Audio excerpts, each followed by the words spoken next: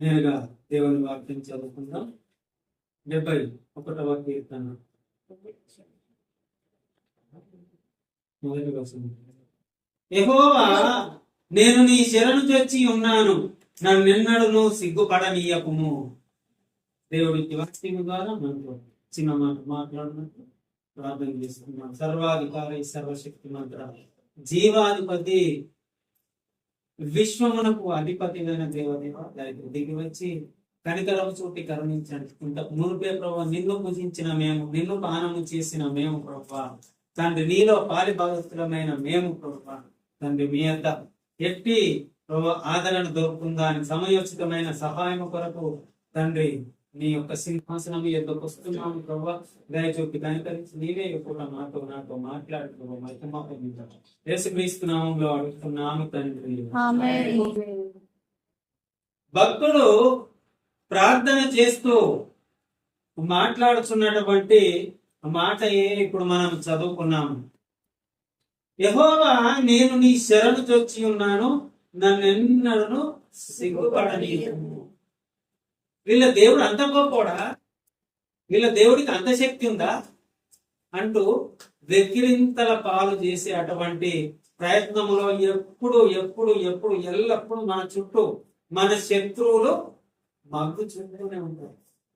దయచేసి గమనించండి, ఎవరిని దేవుడు మన దేవుడు సిగ్గుపడనీయము. మన శత్రువుల ఎదుట దేవుడు భోజనము సిద్ధపరిచే దేవుడు. శత్రువుకు భోజనం ఉండదు, దైవ జనులకు, ఆ దేవుని ప్రజలకు భోజనం ఉండదు. శత్రువుల ఎదుట భోజనము సిద్ధపరిచే దేవుడు.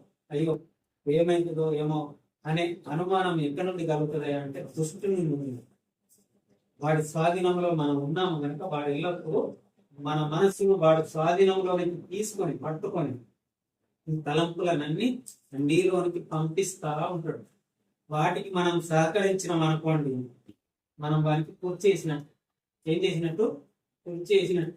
రా కూర్చొని చెప్పేదేదో మంచిగా ఉన్నది, ఆ మాట వింటారు.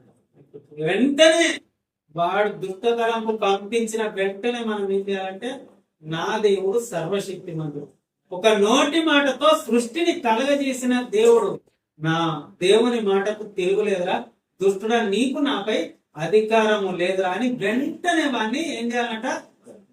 గద్దించాలి. నీ గద్దింపు తోడనే యేసు ప్రభుల వారి రక్త మాంసములలో పాలి భాగస్థుడమైన నీవు, యేసు ప్రభువును నీలో ఉంచుకున్న నీవేం చేయాలంటే వాడిని గద్దించాలి. వెంటనే వాడు పారిపోతుంది ఆ స్థలం నుండి. ఇది ఒక్కటి నేర్చుకోండి. ఇప్పుడు ఎక్కువ సమయం లేదు కనుక, వాక్యానికి ఎక్కువ సమయం తీసుకోలేదు కనుక, వాడు పంపించే తలంపును మనం ఏం చేయాలంట?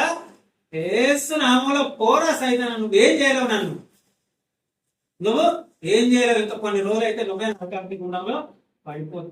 నీకు సిద్ధపరచబడిన నరకాగ్ని గుండముల గురించి నువ్వు ఆలోచించు, నాకు సిద్ధపరచబడిన పరలోకమును గురించి నేను ఆలోచిస్తాను గో నా తలంపులకి అని వెంటనే గద్దించినప్పుడు వాడు నీకు లోబడ్డది. ఎందుకంటే మీలో యేసు ప్రభుల వారు నివాసము చేస్తా ఉన్నాడు.